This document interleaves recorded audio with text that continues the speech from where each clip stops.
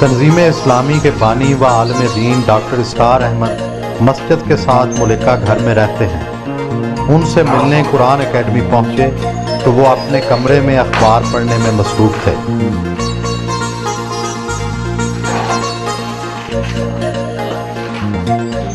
پرانا فرنیچر اور یہ سادہ سا بیڈ روم، کیا آپ کو آرام اور آسائش پسند نہیں؟ اس میں ہر طرح کا آرام اور آسائش مجھے حاصل ہے۔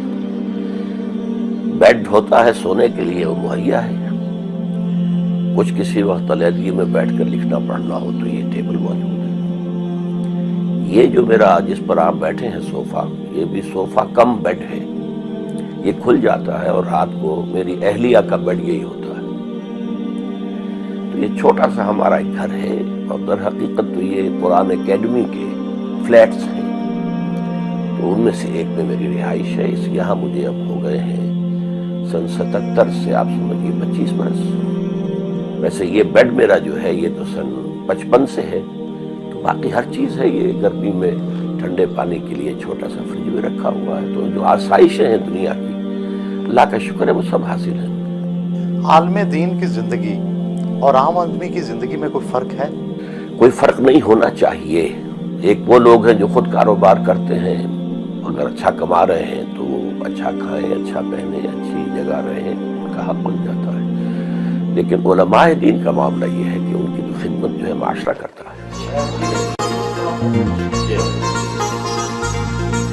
وہ صبح ہلکا پھلکا ناشتہ کرتے ہیں۔ اب ناشتے میں شہد کا استعمال کر رہے ہیں، یہ ثقیل غذا نہیں ہے؟ نہیں، ایک تو قرآن مجید میں شہد کے بارے میں ہے کہ فیہ شفاء للناس، اس میں لوگوں کے لیے شفا ہے۔ اور ویسے بھی اس کو تو میڈیکل لائن میں بھی کہا جاتا ہے کہ ہلکی شے ہے۔ آپ پیشے کے اعتبار سے ڈاکٹر تھے، آپ نے ڈاکٹری چھوڑ دی، یہ تو پیشے کے ساتھ انصاف نہیں ہے۔ یہ بات ایک حد تک صحیح ہے آپ کی، لیکن صورت اصل میں یہ ہے، اچھی سے اچھی ایجوکیشن، میڈیکل ایجوکیشن حاصل کیے ہوئے لوگ ہمارے یہاں کثرت کے ساتھ موجود ہیں، اور مریضوں کے علاج کی ضرورت تو پوری ہو رہی ہے۔ لیکن یہ خلا ہے بہت بڑا کہ ہمارے ہاں تعلیم یافتہ، جو جدید تعلیم یافتہ لوگ ہیں، ان تک قرآن کی دعوت نہیں پہنچ رہی۔ ایک گیپ ہے درمیان میں، کمیونیکیشن گیپ ہے، کیونکہ ہمارے علماء کرام جو ہیں وہ اس آج کی سطح جو ہے ذہن کی اور فکر کی اور سائنٹیفک خاص طور پر معلومات کی اس پر نہیں ہے۔ لیکن یہ کام اللہ تعالیٰ نے مجھے اس کی صلاحیت دی ہے، تو میں نے ہمہ وقت اپنے آپ کو اس کام کے لیے وقف۔ گھر سے ملحقہ ادارے کے مختلف شعبہ جات کا معائنہ کیا۔ آپ کی تقاریر ویڈیو پر بھی موجود ہے، جبکہ عام تاثر ہے کہ تصویر حرام ہے اسلام میں۔ اصل میں تصویر جو ہے قرآن مجید میں تو اس کی حرمت نہیں آئی ہے۔ حرمت جو آئی ہے وہ حدیث نبوی میں ہے، اور اس زمانے میں تصویر ہاتھ سے بنائی جاتی تھی، یا مجسمہ ہاتھ سے تراشا جاتا تھا، جس کو کہ حضور نے حرام قرار دیا۔ البتہ جب کیمرے کی ایجاد ہوئی تو ایک اختلاف ہو گیا۔ عالم عرب کے علماء کی اکثریت کی رائے یہ ہوئی کہ کیمرے پر اطلاق نہیں ہوتا اس کا، اس لیے کہ اس میں ہاتھ کا کوئی عمل نہیں ہے۔ اس اعتبار سے ہم نے اس کو ایکسٹینڈ کیا، اور یہ آڈیو ویژول جس قدر مؤثر بنتا ہے لوگوں کے لیے، تو ظاہر بات ہے کہ ہم وہ تاثیر چاہتے ہیں، دین کی دعوت کے اندر وہ تاثیر پیدا ہو جائے، تو ہم اسے استعمال کر رہے ہیں۔ شعبہ سمع و بصر میں گئے،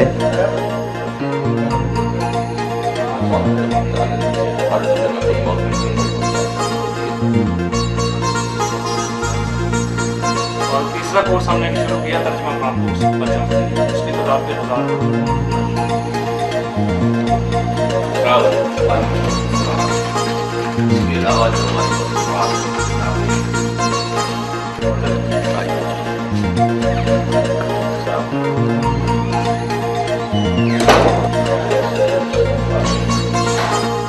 لائبریری کا دورہ کیا۔ کون سی کتب کا مطالعہ کرتے ہیں؟ اختلافی نقطہ نظر کی کتب بھی دیکھتے ہیں؟ بہت کم۔ میرے نزدیک الکتاب قرآن مجید ہے، اس لیے کہ انسان کی اصل ضرورت ہے ہدایت، اور کتاب ہدایت جو ہے صرف قرآن ہے، اس کے سوا کوئی کتاب نہیں۔ البتہ یہ کہ قرآن مجید ہی کی وضاحت پر مشتمل احادیث ہیں، ان کا بھی مطالعہ کرتا ہوں، اور خاص طور پر سیرت النبی صلی اللہ علیہ وسلم اور پھر خلفائے راشدین کے دور کی تاریخ جو ہے وہ میرا موضوع مطالعہ ہے۔ آپ نے عام علماء دین کے برعکس تحریر کی بجائے تقریر کو ذریعہ اظہار بنایا ہے، اس کی کیا وجہ ہے؟ اصل میں نے چونکہ اپنے کام کا آغاز کیا تھا درس قرآن سے، اسی کی بنیاد پر اپنے حلقے جو ہیں آرگنائز کیے، تو اس سے گویا کہ اللہ تعالیٰ نے میری زبان کو کھول دیا، خاص طور پر قرآن کے ساتھ، تو یہی چیز آگے بڑھی، اور بعد میں مجھے اس سے بڑی تسکین حاصل ہوئی کہ نبی اکرم صلی اللہ علیہ وسلم نے بھی کبھی کچھ لکھا نہیں، بلکہ آپ کا جو میڈیم تھا لوگوں سے رابطے کا اور دعوت کا، وہ اسپوکن ورڈ تھا۔ گویا کہ یہ دو ایمان کے لازمی تقاضے ہو گئے کہ ایک تو دل میں ایمان ہو، یقین والا ایمان، پرسنل کنوکشن کی شکل اختیار کر لے، صرف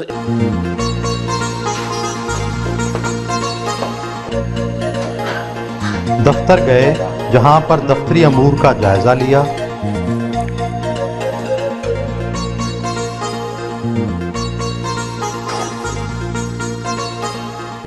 رسائل کا مطالعہ کیا، وہیں پر خط و کتابت بھی کی۔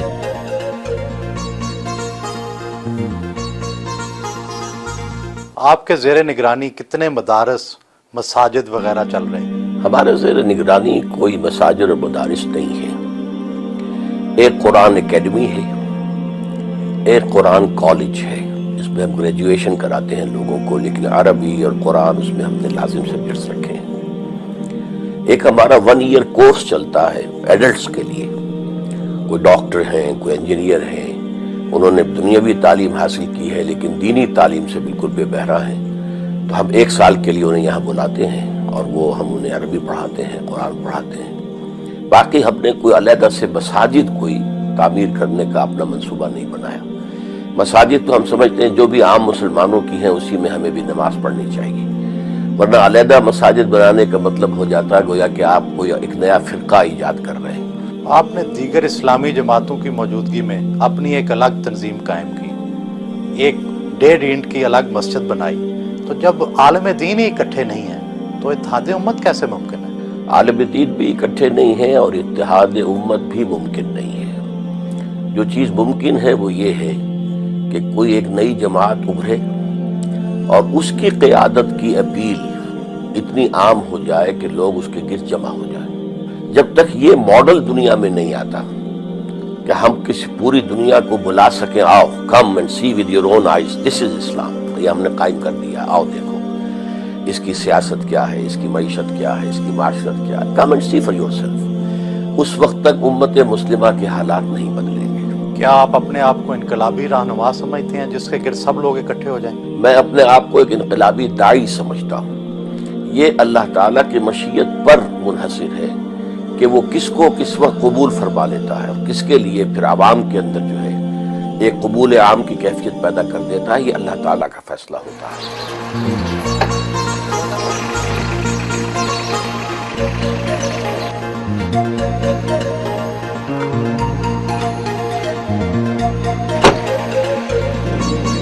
ایک اسلامی معاشرے میں مولوی کا کیا کردار ہونا چاہیے؟ اصل میں ہم نے اسلامی معاشرے میں مولوی کو ایک پروفیشن کی حیثیت دے دی ہے۔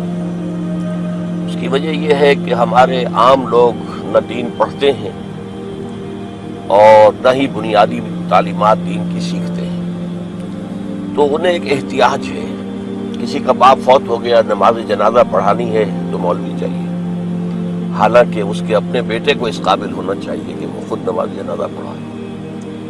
کسی بچی کا نکاح ہے، اب وہاں مولوی چاہیے، حالانکہ ہمارے ہاں کوئی مولوی پروفیشن اسلام میں نہیں ہے، کوئی پریسٹ ہوڈ نہیں ہے، کوئی پریسٹ کلاس نہیں ہے، کوئی برہمنزم نہیں ہے، کوئی پاپائیت نہیں ہے، تو ہر مسلمان کو اس قابل ہونا چاہیے کہ نماز میں امامت کرے۔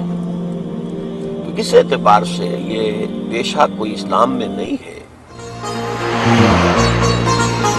ان کے ادارے کے زیر انتظام خواتین کالج بھی کام کر رہا ہے، جہاں وہ کبھی کبھی لیکچر دینے جاتے ہیں۔ یہ علم کا حاصل کرنا فریضہ ہے ہر مسلمان پر اور علم آدم الاسماء کلھا، تو حضرت آدم کو جو اللہ تعالیٰ نے عمل کی میں تمام اسماء کا ایک دے دیا تھا، در حقیقت اس کی ایکسفولیشن ہو رہی ہے، وہ علم کھل رہا ہے، جیسے کہ آم کی گٹھلی میں سے آم کا درخت برآمد ہوتا ہے۔ خواتین کے حوالے سے آپ کا موقف سخت ہے، اس کا کیا خاص پس منظر ہے؟ میرے نزدیک میرا موقف ہرگز سخت نہیں ہے، اسلامی احکام کے عین مطابق ہے۔ اس میں خواتین پر کوئی پابندیاں نہیں ہیں، بلکہ خواتین کے لیے دائرہ کار علیحدہ رکھا گیا ہے۔ وہ پڑھیں لیکن ان کے مدارس علیحدہ ہونے چاہیے، لڑکوں اور لڑکیوں کی مخلوط تعلیم نہیں ہونی چاہیے، کالج ہوں، یونیورسٹیز ہوں۔ تو یہ اصل میں چونکہ مرد اور عورت کے درمیان، اور خاص طور پر نوجوان مرد اور نوجوان عورت کے درمیان اللہ تعالیٰ نے ایک بڑی فطری کشش رکھی ہوئی ہے، اور اس کو آپ کو معلوم ہے کہ فرائڈ تو یہاں تک کہتا ہے کہ سب سے بڑا ہی انسان کا موٹیو جو ہے، سب سے زیادہ پوٹنٹ، وہ سیکس ہے۔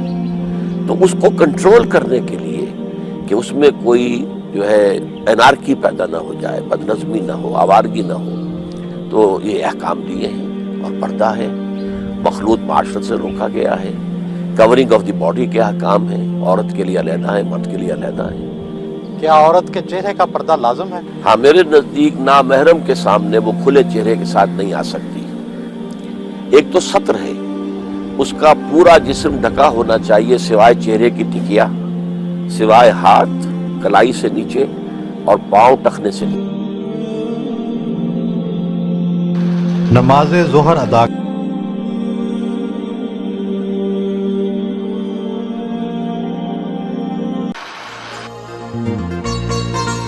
کالج کے ساتھ ہی ان کی بیٹی کا گھر واقع ہے، نواسے نواسیاں ان سے ملے۔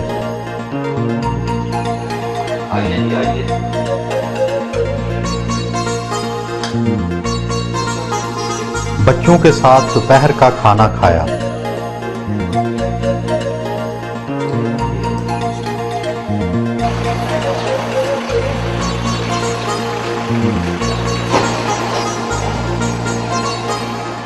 آپ کی شخصیت میں کافی سختی نظر آتی ہے، حصے لطافت کے حوالے سے آپ کی کیا دلچسپیاں ہیں؟ میں قرآن مجید کی قرآت کا عاشق ہوں، خاص طور پر شیخ محمود خلیل الحصری مرحوم، عبد الباسط عبد الصمد مرحوم، ان سے میں بچپن میں موسیقی کا بہت رسیا تھا اور اچھا گا لیا کرتا تھا، آواز کے اندر ایک کیفیت تھی، اور مجھے خاص طور پر سہگل کے گانے انتہائی پسند تھے۔ یعنی یوں سمجھیے کہ کوئی میلوں دور سے بھی سہگل کی آواز آ رہی ہو تو میرا جو اینٹینا ہے کان کا اس کو کیچ کر لیتا تھا۔ پھر میں نے رفتہ رفتہ پھر اپنی شعوری زندگی کا جب آغاز ہوا ہے تو اس کو سبسٹیچیوٹ کیا میں نے قرآن مجید کی تلاوت سے۔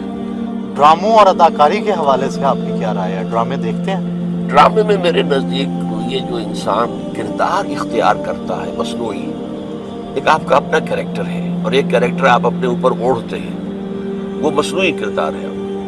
میرے نزدیک اس کے نتیجے میں اس اداکار یا اداکارہ کی اپنی شخصیت ختم ہو جاتی ہے۔ تو انسانی شخصیت بڑی قیمتی شے ہے، اسے ریزرو ہونا چاہیے، ڈیولپ ہونا چاہیے۔ میرے نزدیک سینما یا ٹیلی ویژن کا اصل رول جو ہے وہ ہونا چاہیے واقعات کی عکاسی۔ کوئی واقعہ ہوا ہے اس کو آپ ڈاکومنٹریز کے ذریعے سے اور ایجوکیشن کے پرپزز کے لیے اس کو استعمال کیا جائے۔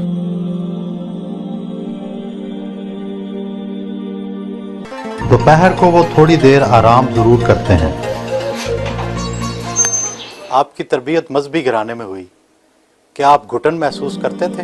دین پر عمل کرنے میں تو کسی قسم کی گھٹن نہیں ہے، لیکن دین کے معاملے میں جو ایک شدت پسندی یا سختی ہے وہ کبھی بھی نہیں ڈاکٹر صاحب کی طرف سے رہی۔ انہوں نے کبھی بھی ہمیں اس معاملے میں سختی نہیں کی، بلکہ ایکسپیکٹ کیا ہے کہ ہم جس طرح انہوں نے باعمل زندگی گزاری ہے ہم کرتے ہیں۔ And the reason why I believe it is important that we hold firm to the course that we have set out.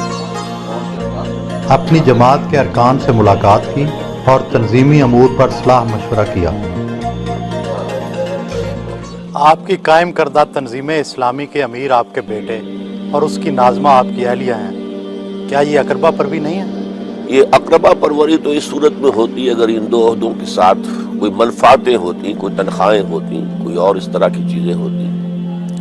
صورت اصل میں یہ ہے کہ میری اہلیہ تو جب سے یہ قائم ہوا تھا حلقہ خواتین اس وقت سے ناظمان، اور صحیح ترین صورت یہی تھی کہ تنظیم اسلامی کے اندر خواتین کا حلقہ جو ہے اس کی ناظمہ جو ہے اگر اہل ہوں میری اہلیہ تو انہی کو ہونا چاہیے، تاکہ میرے ساتھ رابطہ ان کا کانٹیکٹ جو ہے وہ صحیح رہے۔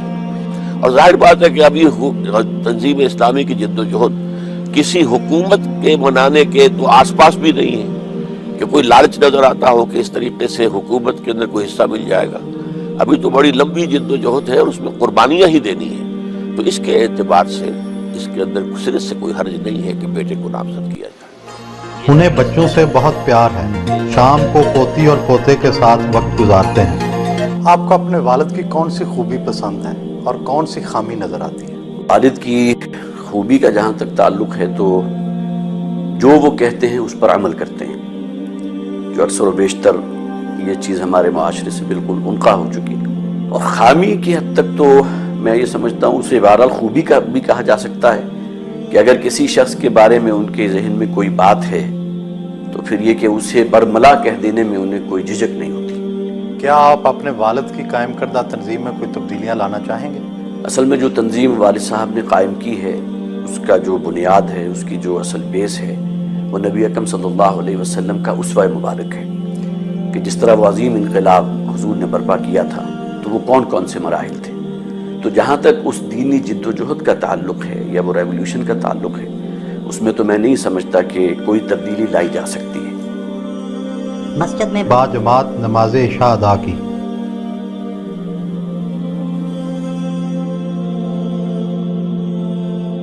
آپ کے اور آپ کے دادا میں 2 جنریشنز کا گیپ ہے، تو خیالات میں بھی فرق ہے؟ نہیں، خیالات میں اس طرح تو فرق نہیں ہے کہ کیونکہ ہم نے جو بھی حاصل کیا دینی حساب سے انہی سے حاصل کیا ہے، ان کے بچپن سے دروس اور کیسٹس وغیرہ سنتے رہے ہیں، تو خیالات میں تو قطعاً فرق نہیں ہے۔ آپ کے دادا مخلوط تعلیم کے خلاف ہیں، آپ ایک مخلوط تعلیم کے ادارے میں پڑھ رہے ہیں، یہ تو بڑا تضاد ہے۔ یہ تضاد اس طرح آپ کہہ سکتے ہیں کہ کمپیوٹر سائنس میری اپنی سلیکشن تھی، تو اس میں جو بہتر ترین ادارہ تھا وہ جس میں پڑھ رہا ہوں وہی ادارہ تھا، تو وہاں نسبتاً بہتر ہے ماحول۔ انہوں نے کو ایجوکیشن ہے تو صحیح، مگر انہوں نے الگ کرنے کی کوشش کی گئی، کیمپس الگ ہے ان کا۔ آپ پہ ناراض نہیں ہوتے اس وجہ سے؟ کبھی بات نہیں ہوئی اس موضوع پہ۔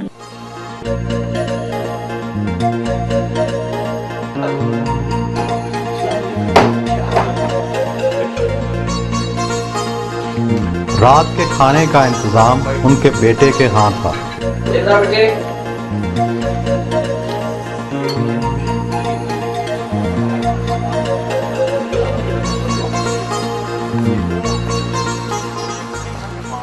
ذاتی حوالے سے آپ کے ذرائع آمدن کیا ہے؟ اس وقت میری کوئی آمدنی نہیں ہے۔ انجمن خطاب القرآن نے مجھے رہائش پرووائڈ کی ہے، اور رہائش کے ساتھ ساری اس کی سہولتیں جو ہیں وہ بھی ہیں، اور میری ساری کتابیں، میرے سارے آڈیو ویڈیو یہ سب انجمن کے پاس ہیں۔ اس کے ٹریڈنگ سے یا اس کی سیل سے مجھے کوئی ایک پیسے کا بھی منفعت نہیں ہوتی۔ تو باقی یہ کہ دال روٹی کا معاملہ رہ جاتا ہے، تو میرے بچے ماشاءاللہ اب مختلف جابز پر ہیں، وہ سپورٹ کر رہے ہیں۔ کیا عورت کو گھر سے باہر ملازمت کا حق ہے؟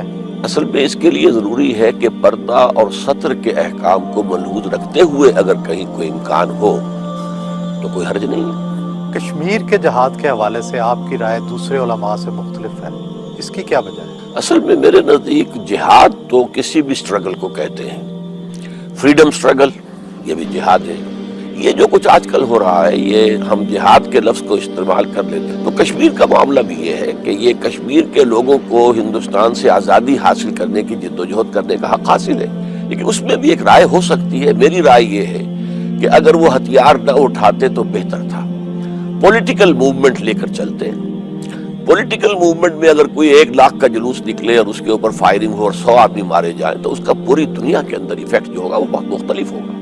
تو اصل میں سیاسی تحریک چلتی تو اتنی جانیں بھی نہ جاتی، اس سے کم جانوں کے اندر اس کا ایفیکٹ بہت زیادہ ہوتا۔ آپ نے طالبان کی حمایت کی، کیا یہ فیصلہ غلط نہیں تھا؟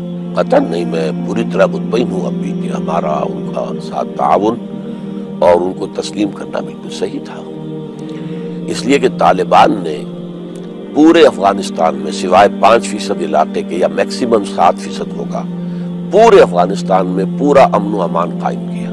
باقی انہوں نے شریعت کے احکام نافذ کیے، ان سے غلطیاں ہوئی ہیں، ظاہر بات ہے کہ ان کی اپنی کچھ ریسٹرینٹس بھی تھیں اور انہیں تجربہ نہیں تھا، تو بہت سی چیزیں ہیں اپنی جگہ پر، لیکن بحیثیت مجموعی وہ ایک صحیح اسلامی حکومت تھی۔ صحیح اسلامی نظام ابھی قائم نہیں ہوا تھا، یہ حکومت تو اسلامی تھی۔ آپ نے جماعت اسلامی کیوں چھوڑی تھی؟ جماعت اسلامی کو میں نے جوائن کیا تھا یہ سمجھ کر کہ یہ ایک اصولی اسلامی انقلابی جماعت ہے اور اس کا جو طرز عمل ہے وہ انقلابی ہے، اور یہی بات ہے کہ سیاست میں اس نے سن 41 میں یہ قائم ہوئی اور اس نے کسی سیاست میں حصہ نہیں لیا، کسی الیکشن میں حصہ نہیں لیا، یہاں تک کہ سن 46 کا جو بہت ہی زیادہ اہم الیکشن تھا جس کے نتیجے میں پاکستان وجود میں آیا، اس میں بھی حصہ نہیں لیا، ووٹ بھی نہیں ڈالے، نہ اس کے لیے کوئی کسی کو سپورٹ کیا۔